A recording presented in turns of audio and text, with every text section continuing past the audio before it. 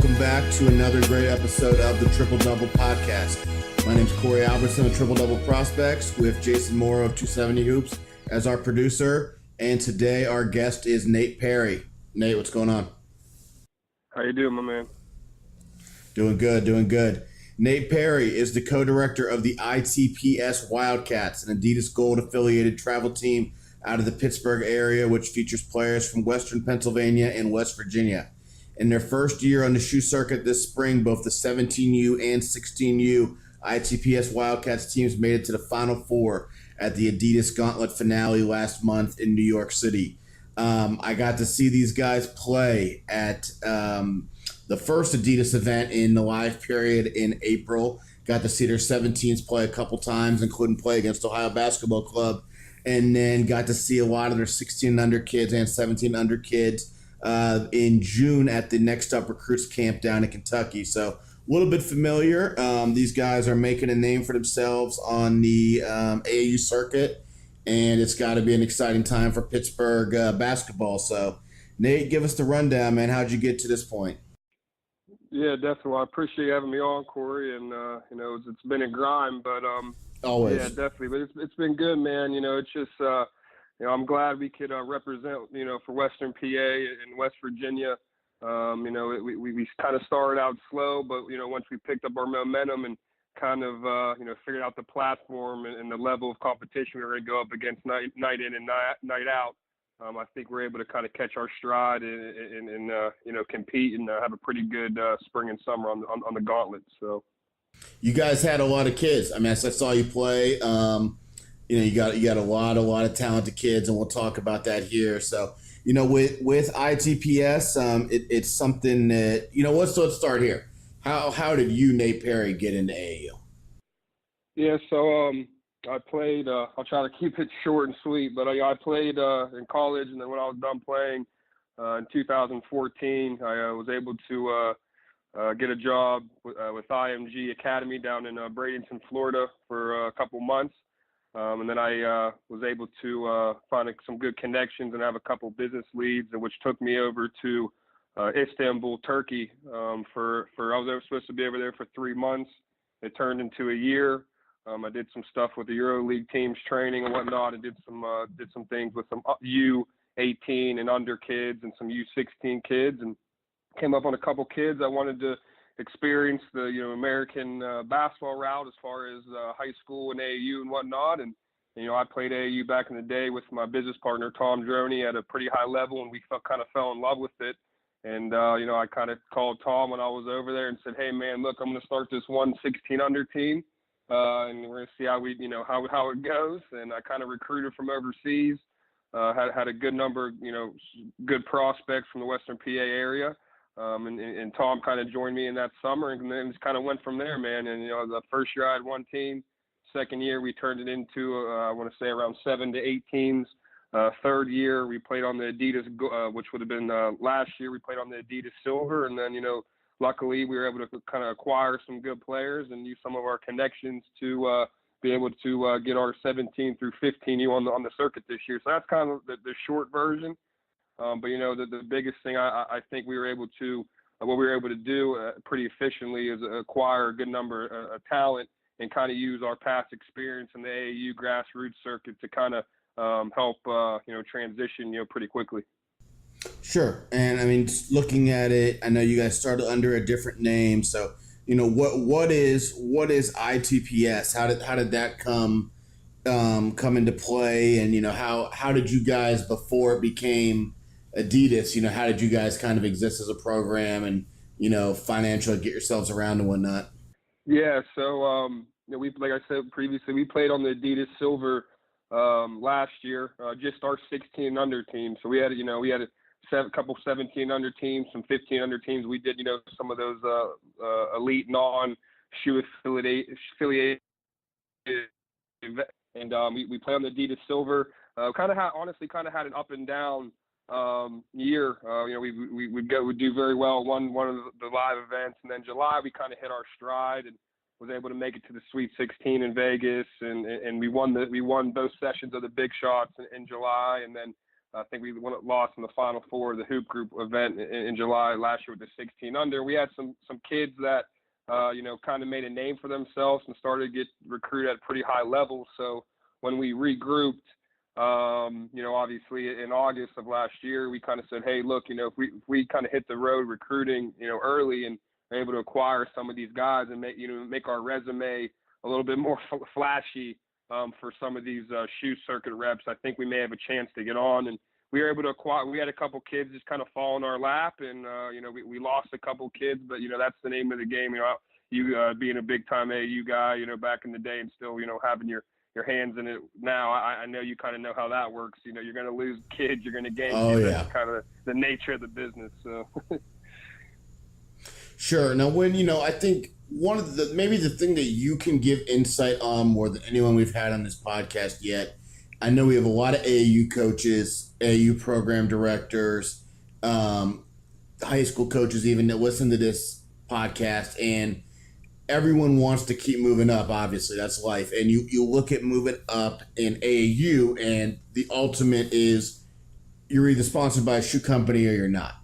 And you guys, in a very short time span, were able to get your thing sponsored through Adidas. Now, the financial aspect of that, the sponsorship they provide, the details, that is what it is. But how did you guys go about kind of attracting Adidas as a shoe company and marketing yourself to get the opportunity to be on the gold circuit this year? Yeah, definitely. Well, I think there's a couple parts of that question. And, I just think, being, younger guys in it right now in the game and kind of the way we came up, it wasn't as pretty as, I would have liked it to be, just because when the big question AAU comes down to a loyalty factor, with teams and different organizations, and us being new and not really, having a platform, as of early, we had to go out and kind of recruit guys and kind of, per se, steal them off other teams and kind of show our value. And I thought, our value is we just worked very hard. I think we would always try to, hit the camps and the clinics and just evaluate talent and try to find those guys that, maybe were the, fourth, fifth, sixth man on a Nike circuit or an Under Armour circuit. And we tried to kind of give them a different role, within our program. I think that's one is just, attracting talent. But I also think, just connections and knowing certain people to kind of help, lay that foundation where, that, I played, at Youngstown State for 2 years and finished up at Seton Hill. Tom Droney, who's with us, played at Davidson, played overseas for 2 years. Younger guy, Shane Phillips, was a walk-on to South Carolina, played there for 4 years.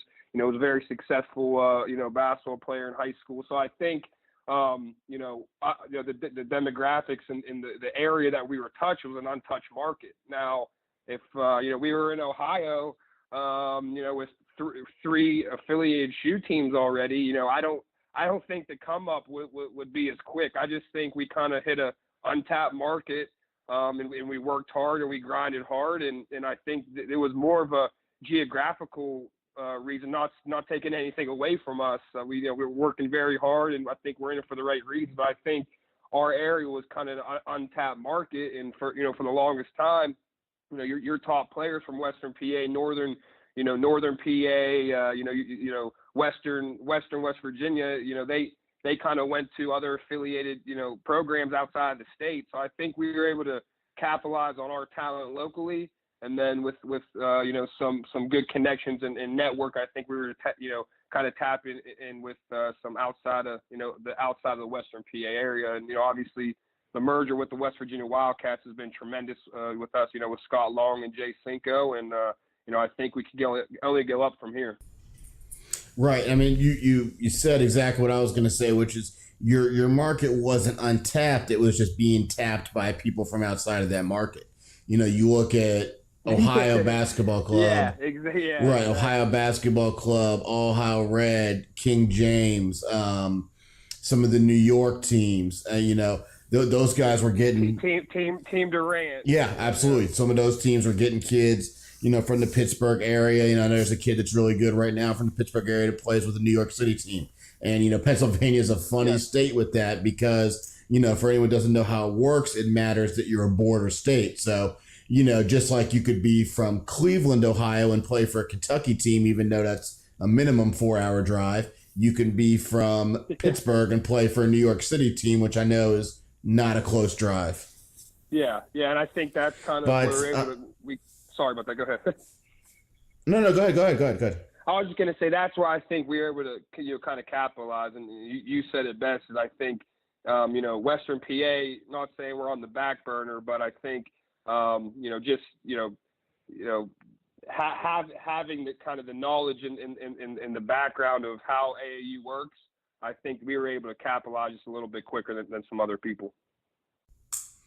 Right. And I've seen it. I've seen it with you guys on the circuit over the years where, look and say OBC has a kid that's really good from Pittsburgh, and this small Pittsburgh team that's not sponsored has 2 kids, and the New York team has 1 kid. And it's always kind of been that, well, man, if they could ever get one organization to put all the top kids together, you'd really have something. And Pittsburgh is hot right now with, having a couple premier high school teams, but, a lot of people call them prep schools, and that they have kids from, maybe different parts or maybe international kids. And there's a lot of talent coming in the city right now. And that's all beneficial for your kids. And just speak a little bit about, where your kids are from. The true geographic region that you try and get kids out of for ITPS.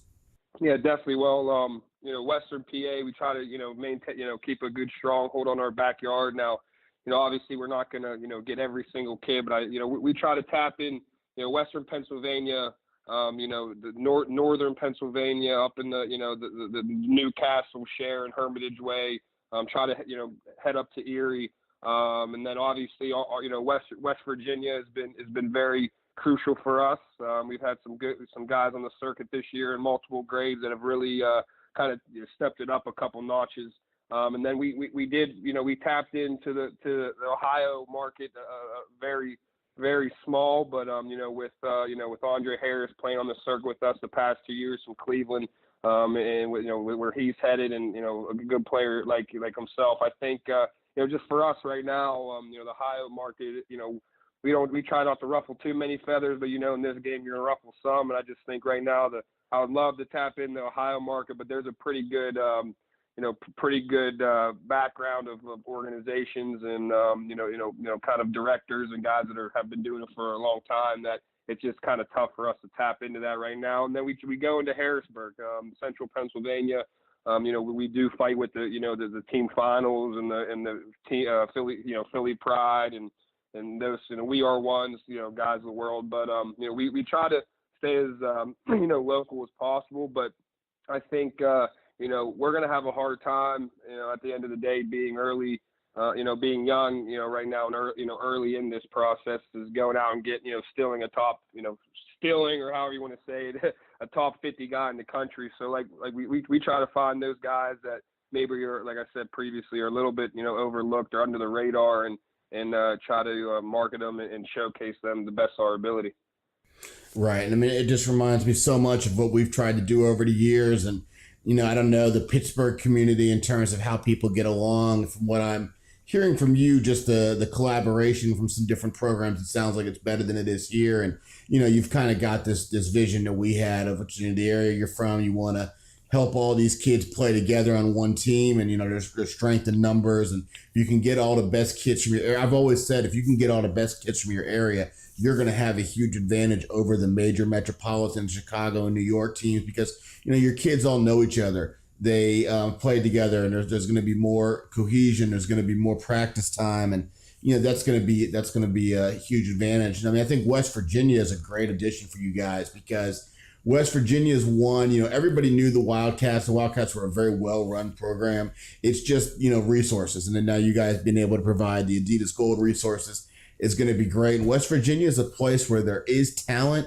but it from what I've seen, it's a little spread out. You look at the state, the players are kind of spread around the state. They're kind of hidden in some funky mountain places. And, you might not get to see them as easily as in a state where there's major cities like in Indiana where most of the talent's in Indianapolis or Fort Wayne or down in Evansville. So that's interesting. But I mean, just talk about then the thought process there that a lot of your kids are Pittsburgh kids or West Virginia kids. They know each other. They're familiar with each other from before ITPS. Is that an advantage? And how do you guys kind of create that culture?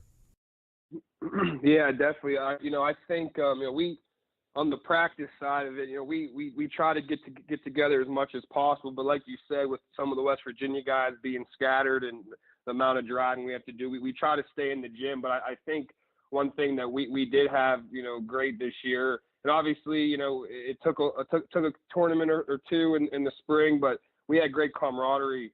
And I think this year, I would say, how AAU works in summer basketball, and you're getting all different, different backgrounds of players and where they've come from, what they've done. I think we had, I would say, since I've been doing this, the most low maintenance kids. And what I mean by that is, we didn't have too many egos this year. It was, being on the circuit. One thing I could say is completely different than, some of these other events is, Thursday night, Wednesday night, you could be playing a championship team and you could be playing a team that has 7 high majors. So, we kind of try to tell our kids, look, play hard every single night. You're going to be playing in front of 50 plus, around 50 coaches or 50 plus coaches a night, and try to keep your egos at the door. If we play together and we win, everyone's going to be taken care of and everyone's going to get what they want out of this at the end of the day. And I think, with our 17, 16s and even our 15s, having a really good year, I think, they kind of bought into that where, our biggest thing this year, from our standpoint, if we want to stay on the shoe circuit and we want to, have longevity out of this, I just think our biggest thing was winning this year. And I think, 95% of the kids that we've had bought into that kind of layout is where, if we win, the scholarships will come on the back end. And I think, we did a pretty good job of that, this year.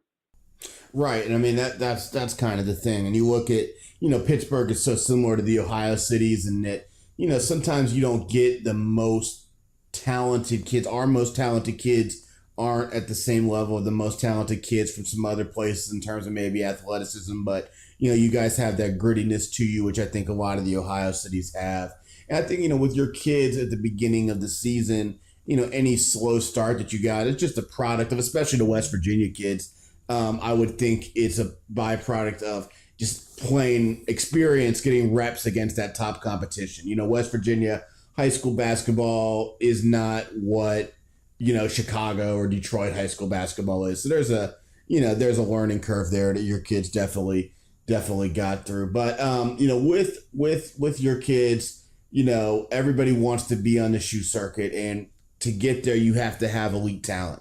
And even, as successful as you guys are, when you look through the talent level of your team, you guys are probably middle of the road to slightly middle of the road in the Adidas with just natural God-given ability of your kids. And that's what's having, multiple high major kids, multiple other no-brainer mid-major kids, a lot of Division I kids. It's just that's the level of competition. But one kid, this isn't a podcast where we talk about a lot of players or teams, but I want to talk about one kid, and that's, tell me how to say his last name. It's Big Oscar.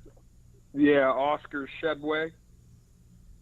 Yeah, that. So Oscar Tshwibe, is a 5-star kid. I mean, I've seen him play. I think he's one of the toughest, most high motor kids I've ever seen on any level. And then he's also obviously a freak of an athlete.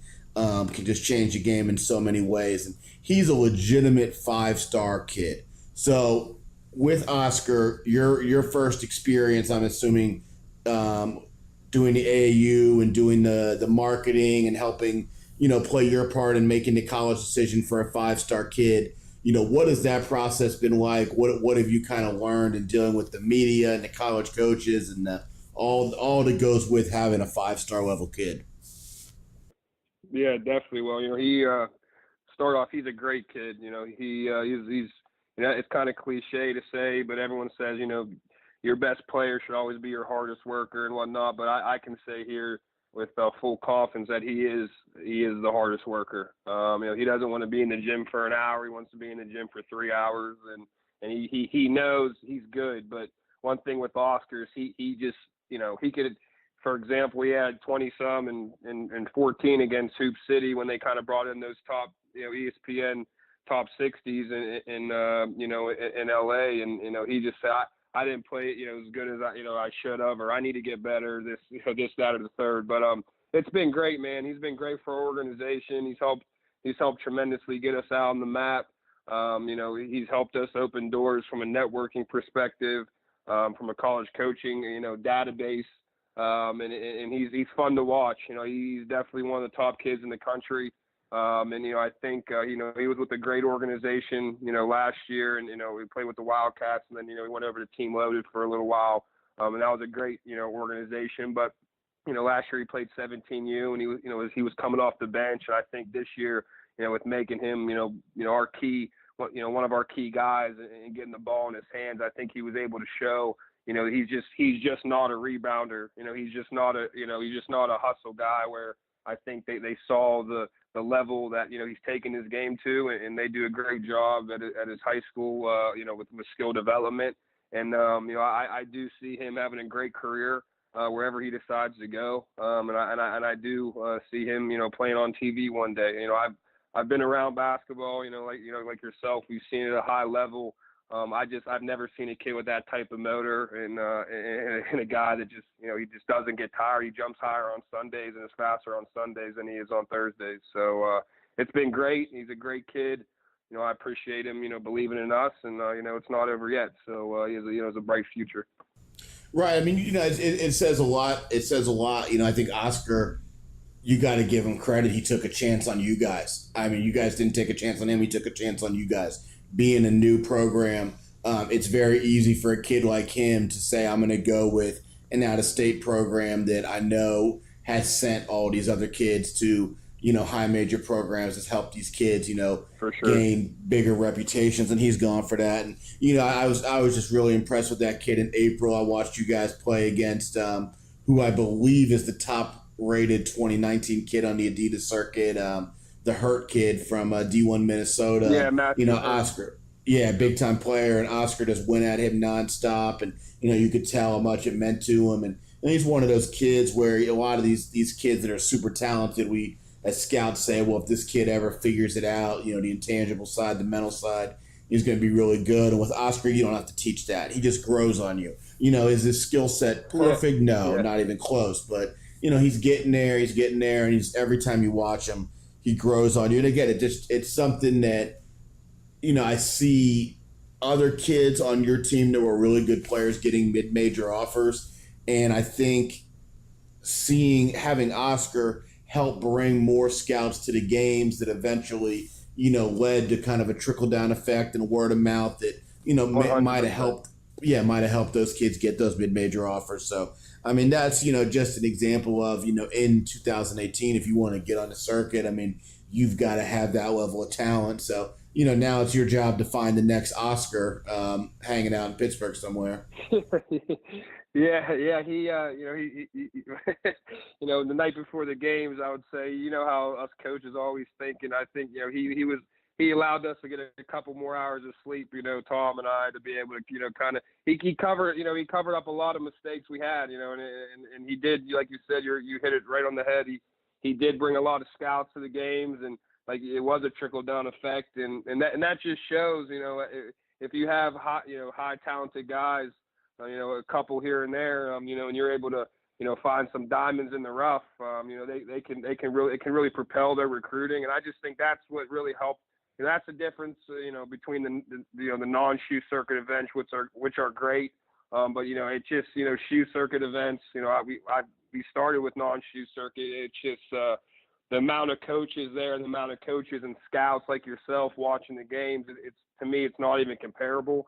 And when you go to these shoe circuit events, it's the head coach and the first assistant that are watching the games, and the actual decision makers. And I think you could have a great game, and then 2 hours later you can receive an offer, and that's why I want to stay on this level, and that's why we're working very hard every day to make sure that we're doing right by the kids and we can compete at the highest level. Yeah, it's funny you said that. For full disclosure here for people who are listening, I know you by far and away the least of anyone who's been on this podcast in about 25 episodes, and we've only met once. So you were referred to me for this podcast by a college coach, and I was doing some research. I had to do some research before this episode when I was writing a script, and I did some research on your program, and one of the things that was in there I saw you said, and you just said again, was, you felt like playing on the Silver Gauntlet, playing independent, you're getting to play in front of schools, but you might be playing for their third assistant, which is great, but now you get to play on the gold circuit and you see a lot more head coaches, and that's certainly an advantage. And looking at kids like Oscar, other kids on your team, seeing these head coaches in the stands, it's wild for any kid. But I know Oscar's a kid who's originally from Africa. You got another kid, I'm probably going to butcher his name, is Mattia Acunzo, Italian kid. That's perfect. Has gotten. Did I get it? Look at me. He's got about 50 offers. Yeah, the Acunzo kid's got about 50 offers now. I know he's Italian, so what is it like having these international kids? I mean, they've got to just have their heads swirling sometime at just how fast the process can work over here. Yeah. I mean, we have a couple, younger ones that are coming up here, so hopefully we'll be able to do this podcast again here, in the next couple of years. But for sure, yeah, it's good. It's one thing I do like is they have no idea, man. Some of these kids, obviously Oscar's been here for a couple of years, but some of these foreign kids we have, it's just fun to watch the process. They start with they don't know the difference between a Duke or West Virginia or a local team like a Duquesne or a Robert Morris or an IUP or Malone. It's all they don't really understand that. So for them to kind of just go out and play hard every night, and when they see coaches over on the sidelines and not knowing what level they are or who they are, and then they get an offer from that school, and you got to kind of start from square one and explain, well, this is the conference, this is the coach, this is what they've done, these are their alumni. It's just fun to watch, and I love giving kids opportunities. Not every person's going to believe in us bringing kids over here from foreign countries, and they're going to some people are going to have that your naysayers, but some of these kids like Mattia. He wouldn't be able to, have this opportunity to kind of travel the world and have his, options, which I think options are great to have, with this, his college decision and the next level of his basketball career. So I love it, and I think we're going to keep doing. We have some things in the works where, I think, we're going to take it to the next level and have, foreign kids for, years to come. So, and I'm happy and proud about that.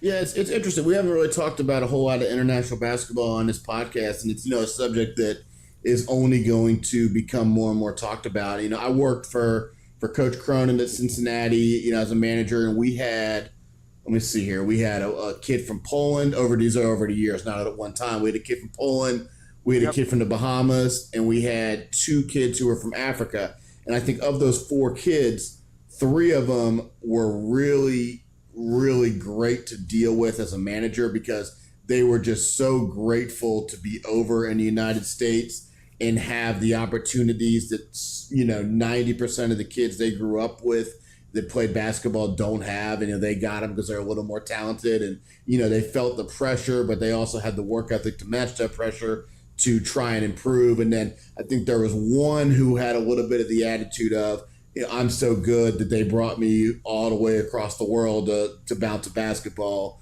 and maybe didn't appreciate it, but it's generally good, and I think it's a good discussion point to look at with some of your other kids. That these kids are coming over here not just to try and go to college, but to eventually help their families through basketball, and it's a really good lesson. And a couple of African kids have come to Cincinnati over the last couple of years, and it's been a fun experience just to get to know them and just watch how quickly things can develop for them when they get American coach and American resources. Yeah, for sure. It's great, and I think there's a stigma that sometimes, not every kid's going to work out, but we try to really hone in and know the background, and all the kids we bring over, we kind of already have a relationship with the coaches over there or the trainers, where we know that we're first off, we want to get a good kid, and the basketball and the athleticism and the skill development will come after. But if we know we're getting a good kid at heart that's going to work hard and appreciates the opportunity, I think it's could only be a winning situation. No doubt, no doubt. Well, let's end on one thing. I want to talk about one more subject here. You guys worked your asses off to get this Adidas Gold. You guys went out there the first year and had a great season. Like we talked about, your 17s, your 16s, both made it to the Final Four of the finale in New York City. Now you're sitting here and you've got to be sweating nonstop hearing that you did all this, and the NCAA is thinking about making drastic changes to the way that the recruiting periods work. So, as we've heard from college coaches, we've heard from scouts on how they feel about it. From an AAU director, coach, whatever perspective, what are your thoughts on some of the changes to being proposed? Yeah, it hurts at times, but when I sit back and I really think about it, no one really knows what's going to happen yet. And I think there's always going to be grassroots basketball.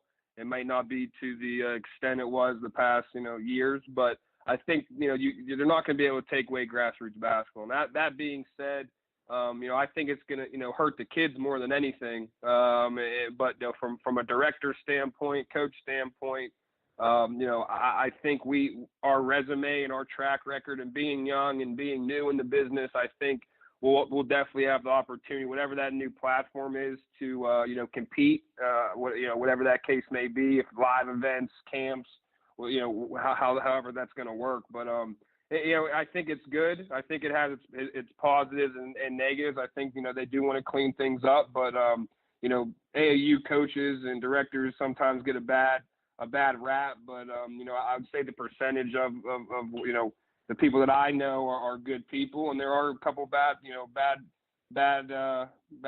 guys out there. But I think for the most part, we're all in it for one reason, and I think the guys that do have longevity are the ones that are in it for the kids and are in it to help kids. And it's going to change, but until that report comes out here, in the next week or so, or here in the next couple months, no one, I really don't know. But I do know that we're going to keep doing this thing and just keep grinding. Like it's going to be the same. But like I said before, I think we position ourselves very, very, very good to kind of stay at whatever that top level of spring and summer basketball looks like here in the future.